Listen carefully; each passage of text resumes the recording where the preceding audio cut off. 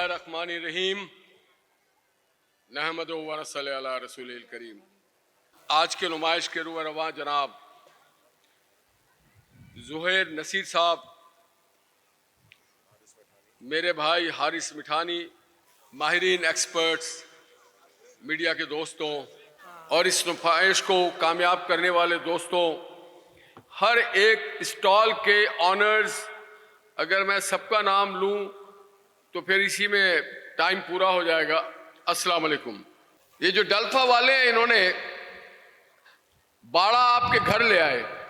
हम सुनते थे कैटल फार्म जो है वो बाहर होता है, जरा परे रखते हैं, मगर ये आपके घरों के बीच में ले आए। कराची का मरकज है एक्सपो, ताकि आपको सहूलतें हासिल हो। और इस तंजीम और इस शो के मकासद सिर्फ कुर्बानी के जानवर ही नहीं दिखाने। डल्फा बहुत सारे शोबे को गैदर करता है, कैटर करता है एक साथ। पाकिस्तान के मईशत से जुड़ा हुआ है ये, और फिर ये रोजगार है हमारे किसानों का, फिर ये हमारे खेतों की रौनक है, फिर जो फीडर के लोग हैं उनका भी इससे कारोबार वाबस्ता है। अगर मैं कहूं कि पाकिस्तान की मईशत का कमोबेश 25 से 30% जो हिस्सा है वो डल्फा से जुड़ा हुआ है, यानी कि डेयरी भी है, लाइफ स्टॉक भी है, एग्रीकल्चर भी है, और उससे भी एक कदम आगे ये समुंदर तक उतर गए। इन्होंने खुशकी तो खुशकी, समुंदर को भी ना छोड़ा ज़ुहैर नसीर साहब और हारिस मिठानी साहब ने। इस नुमाइश को देख के मुझे एहसास हो रहा है कि सुबह केपी से लेके पंजाब, पंजाब से लेके सिंध, हर जगह पे हमारे जो लाइफ स्टॉक है वो बहुत ही मौसर है। और जैसे मैंने कहा, हमारे किसानों का और दीगर लोगों की जिंदगी का दारोमदार ज़राअत और जानवर पे। शायद आपको इल्म हो कि हम माशरती तौर पे कहते हैं माल मवेशी। पुराने जमाने में कैश क्रॉप नहीं होता था, नकदी कम रखा जाता था, तो वो आदमी बड़ा अमीर कहलाता था जिसके घर में जानवर ज्यादा होते थे, और उन जानवरों में वो माल, वो मवेशी, मसलन गाय, भैंस, बकरियां और दीगर चीजें, जिस वो अपने घर की भी जरूरियात पूरी करते थे और अपने तिजारती भी और सनती भी, और अपने जो काश्तकारी के जरूरियात हैं। तो ये कितना मौसर सनत है। हुकूमत पाकिस्तान इस तरफ बहुत संजीदगी से काम कर रही है ताकि इस सनत को फरोग दिया जाए।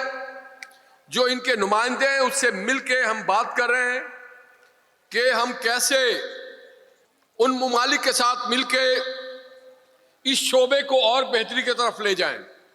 मगर आज मैंने देखा कि ये सेल्फ स्टार्टर बन गए ज़ुहैर साहब और हारिस मिठानी की टीम। इन्होंने मुझे बताया कि यहां पे अमेरिकन क्रॉस ब्रीड भी है और ऑस्ट्रेलियन भी।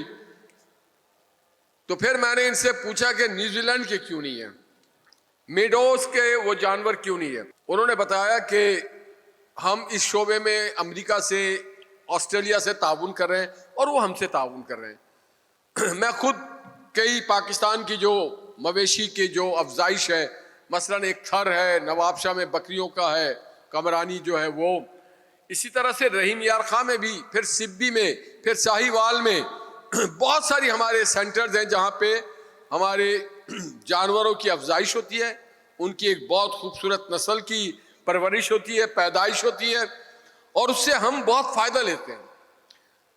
गवर्नमेंट ऑफ पाकिस्तान और सिंध हुकूमत इसके लिए बहुत संजीदगी से काम कर रही है।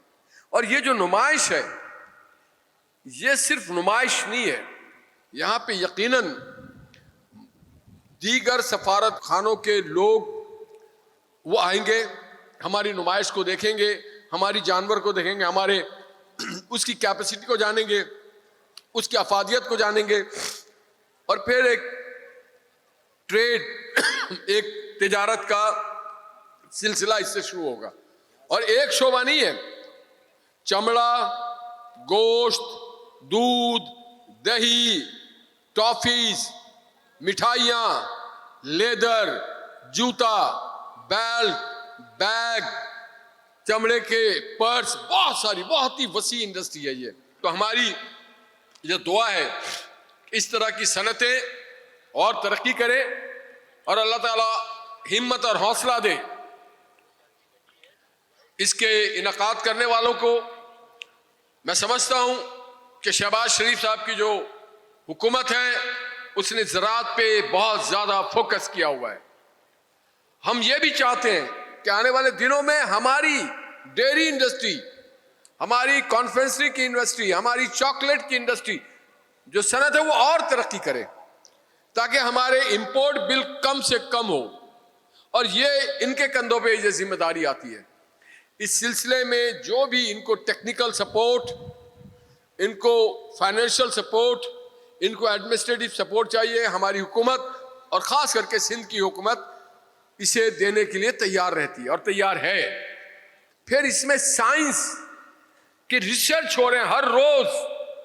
इस शोबे डेल्फा के रिलेटेड जो सेक्टर्स हैं, वो फिशरीज हो, वो लाइफ स्टॉक हो, वो एग्रीकल्चर हो। मैंने जैसा कहा कि 30% से ज्यादा हमारी सनत का से ये वाबस्ता है। तो उसमें भी माहिरीन आज दुनिया में बैठे हैं और सिर्फ इलाज नहीं, सिर्फ बीज नहीं, तो इस पे बहुत ज्यादा तहकीक हो रही है, रिसर्च किया जा रहा है।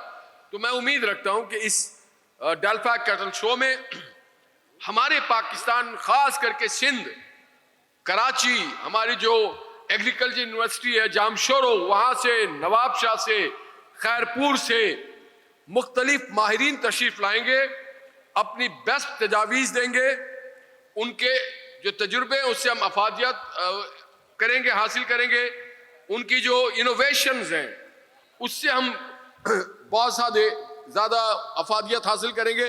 फिर जो हमारे एक्सपोर्टर्स हैं, बहुत बड़ी तादाद में हमारे लेदर के एक्सपोर्टर हैं, गोश्त के एक्सपोर्टर हैं, राइस के एक्सपोर्टर हैं, फिशरीज को लोग हैं, उन्हें भी यहाँ मदऊ किया जाए। फिर हमारा बैंकिंग सेक्टर है, जो हमारी माशी सेक्टर है, उसके भी लोग यहाँ आए, देखें कि ईज बिजनेस, तिजारत को बेहतर कैसे किया जा सकता है, इनकी सरपरस्ती कैसे की जा सकती है।